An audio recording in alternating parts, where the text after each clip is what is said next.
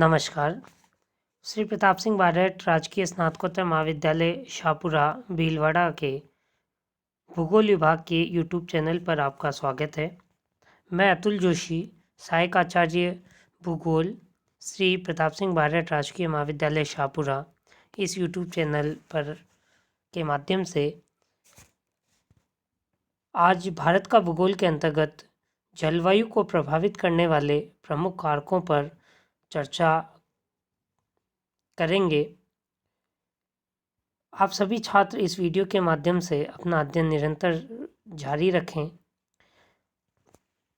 आज हम बात करेंगे भारत की जलवायु को प्रभावित करने वाले विभिन्न प्रकार के जो कारक हैं, उन कारकों में महत्वपूर्ण कारक कौन कौन से हैं और उन कारकों को हम कुछ भागों में विभाजित करेंगे, जैसे स्थिति व उच्चावच संबंधी कारक हैं और वायुदाब संबंधी कारक हैं। तो हम सबसे पहले बात करते हैं स्थिति व उच्चावच संबंधी कारक।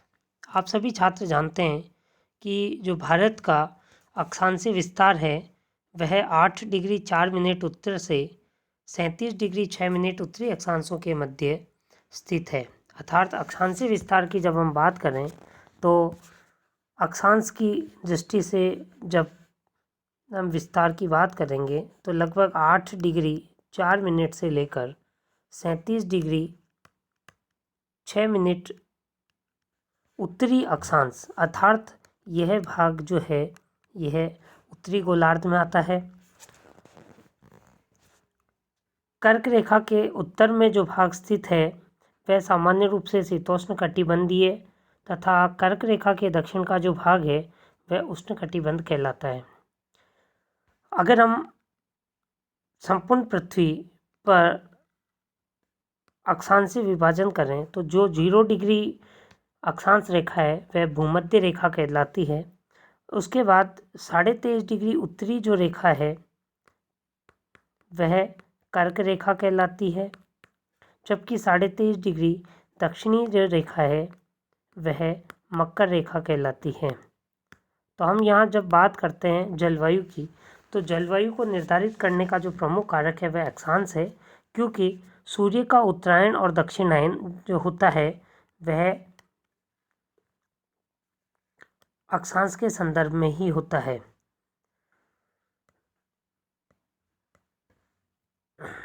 सूर्य के उत्तरायण और दक्षिणायन की जब हम बात करते हैं तो सामान्य रूप से आप देखते हैं कि सूर्य जब विषुवत रेखा या मकर रेखा पर लंबवत चमकता है तब वह पूरी तरह से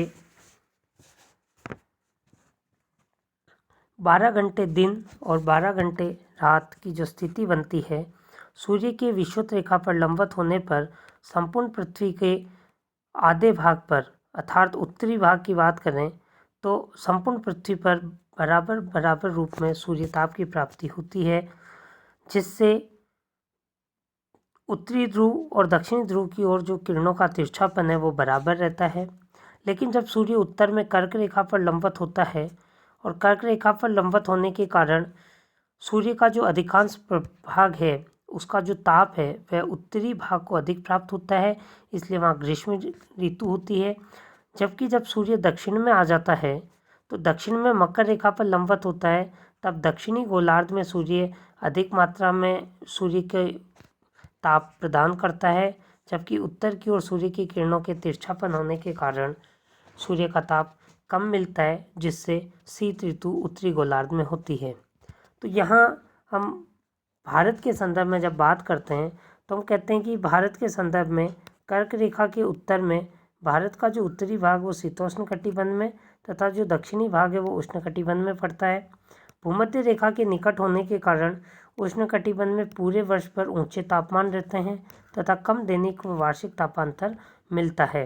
कर्क रेखा के उत्तरी भाग में भूमध्य रेखा से दूरी होने के कारण उच्च दैनिक व वार्षिक तापांतर के साथ विषम जलवायु पाई जाती है। यह एक महत्वपूर्ण विशेषता है। जब हम भारत के मानचित्र के आधार पर बात करें तो भारत के मानचित्र के संदर्भ में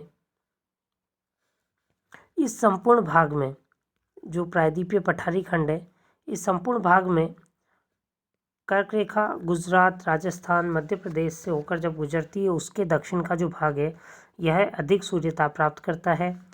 उत्तर का जो भाग है शीतोष्ण कटिबंधीय दशाओं में होने के उपरांत भी चूंकि यह हिमालय की अवस्थिति है, उसके कारण इस भाग में भी जितना ताप कम होना चाहिए उतना नहीं होता है और एक संपूर्ण भाग में उष्णकटिबंधीय दशाओं जैसा मिलता है। जो दूसरा महत्वपूर्ण कारक है वो हिमालय पर्वत की अवस्थिति की, जिसकी अभी हमने चर्चा की। हिमालय पर्वत अपने विस्तार और ऊंचाई के कारण एक प्रभावी जल विभाजक का काम करता है।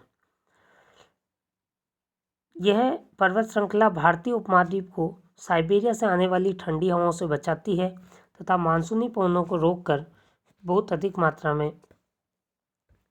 वर्षा करने में भी सहायक है। लेकिन मानसूनी पवनों को रोककर जो वर्षा होती है वो भी अलग अलग स्थानों पर अलग अलग मात्रा में होने के कारण खंड वृष्टि के रूप में हमारे यहाँ होती है। जल व स्थल के वितरण की जब हम बात करें तो भारतीय भूभाग के 3 ओर सागर हैं। उत्तर की ओर सतत पर्वत श्रेणी है। स्थल की अपेक्षा जल देर से गर्म और देर से ठंडे होते हैं। जल और स्थल के इस विभेदी तापन के कारण भारतीय उपमहाद्वीप में विभिन्न प्रकार के दशाएं उत्पन्न होती है और विभिन्न दशाएं उत्पन्न होने के कारण हम ये देखते हैं कि जो सागर के समीपवर्ती भाग है उन भागों में सामान्य रूप से सम जलवायु मिलती है, लेकिन जैसे जैसे समुद्र से दूरी बढ़ती जाती है वैसे वैसे विषम जलवायु बनने लग जाती है। तो जो देश के आंतरिक भाग हैं जहाँ समुद्र से दूरी अधिक होती है वहाँ विषम जलवायु मिलती है, लेकिन प्रायद्वीपीय भारत में जो समुद्र से निकटता रखते हैं महाराष्ट्र, केरला, तमिलनाडु, आंध्र प्रदेश, उड़ीसा, इनमें सम जलवायु की दशाएं तटीय भागों में मिलती है। अगर हम स्थलाकृति की बात करें तो भारत के विभिन्न क्षेत्रों में अलग अलग प्रकार की स्थलाकृतियाँ, विभिन्न प्रकार के उच्चावचीय जो विभिन्नताएं हैं वह अलग अलग प्रकार की स्थितियाँ उत्पन्न करती है। जैसे भारत के उत्तर में हिमालय पर्वत जो है वह आर्द्रता युक्त मानसूनी पवनों को रोककर संपूर्ण उत्तरी भारत में वर्षा कराने में सहायक होता है। उसी तरह से जो मेघालय पठार है वह कीपनुमा आकृति होने के कारण मानसूनी पवनों को रोककर विश्व में सर्वाधिक वर्षा प्राप्त करता है। अगर हम अरावली पर्वत की बात करें तो वह मानसूनी पवनों के समानांतर होने के कारण मानसूनी पवनों को रोक नहीं सकता। इसके कारण राजस्थान का बहुत बड़ा भाग वर्षा से वंचित रह जाता है और वहाँ से मानसूनी पवनें बिना किसी व्यवधान के हिमाचल प्रदेश तक जाकर वर्षा करती है, जिससे राजस्थान का पश्चिमी भाग शुष्क हो जाता है तथा मरुस्थल में परिवर्तित हो जाता है। इसी तरह से अगर हम बात करें कि पश्चिमी घाट पर जब दक्षिण पश्चिमी मानसूनी पवनें आकर टकराती है तो पश्चिमी घाट मानसूनी पवनों के लिए एक दीवार के रूप में काम करता है और दीवार के रूप में काम करने के कारण इस पश्चिमी घाट के पश्चिम की ओर अधिक वर्षा होती है, लेकिन इस पूर्वी भाग में वर्षा की मात्रा कम हो जाती है, जिससे यह भाग एक वृष्टि छाया प्रदेश बन जाता है। अगर हम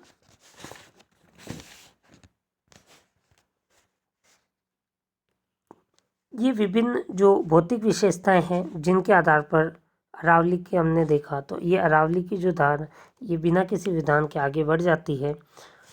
इन विभिन्न कारकों के प्रभाव के साथ साथ कुछ पश्चिमी विक्षोभ जनित परिस्थितियां जो होती है, भूमध्य सागर में पश्चिमी विक्षोभ उत्पन्न होते हैं, वह भारत के शीत ऋतु में उत्तरी मैदानी खंड और हिमाचल प्रदेश में शीतकालीन वर्षा करते हैं, जिससे कि हम मावट के नाम से जानते हैं। विभिन्न प्रकार से जो समुद्र तल से ऊंचाई की अगर हम बात करें तो देखिए ऊंचाई के साथ तापमान में कमी आती है। विरल वायु के कारण पर्वतीय प्रदेश मैदान की तुलना में अधिक ठंडे हो जाते हैं, जिसका उदाहरण एक ही अक्षांश पर अवस्थित अगर आगरा की बात करें तो 16 डिग्री सेल्सियस अंकित होता है, लेकिन वहीं दार्जिलिंग का तापमान, चूँकि वो ऊंचाई पर है इसलिए 4 डिग्री सेल्सियस तापमान मिलता है। तो ये एक तापमान में जो अंतर है, जैसे जैसे ऊंचाई के साथ जाएंगे है ना, एक ही अक्षांश पर स्थित कोई भी बिंदु है उसमें भी अलग अलग तापमान का अंतर हमें मिलेगा। उच्चावच की बात करें तो भारत के भौतिक स्वरूप या उच्चावच में पर्याप्त विभिन्नता पाई जाती है। तापमान, वायुदाब, पवन की गति, दिशा, ढाल की मात्रा और वितरण सभी को प्रभावित करती है। वायुदाब और पवन से जुड़े जो कारक हैं उनमें वायुदाब और पवनों के धरातलीय वितरण भारतीय जलवायु को प्रभावित करता है।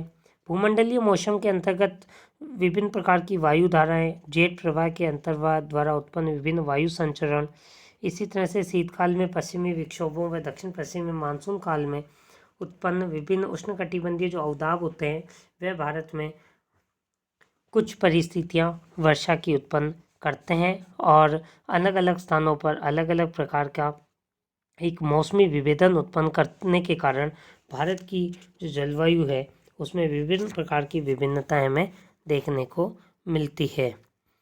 धन्यवाद।